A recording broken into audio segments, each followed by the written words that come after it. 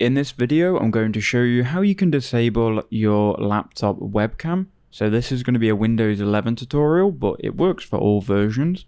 So first, let's see if it's enabled or not. And how do we do that? Well, we go to the search bar and you just search camera.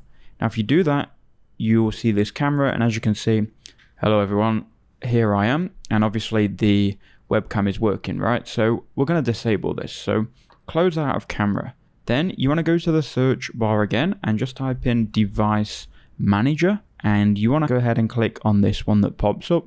If you want to find it manually, you'll find it in control panel, but just type in device manager and then it will take you here. From here, look for cameras, and you can see I've got two integrated cameras. We're going to right click and disable and then click yes. And then again, we might have to right click and disable and then click yes on this other one as well. So we've now disabled both of them. And now if we go back to the search bar and type in camera, then open this, you can see we can't find your camera, so it is turned off and fully disabled.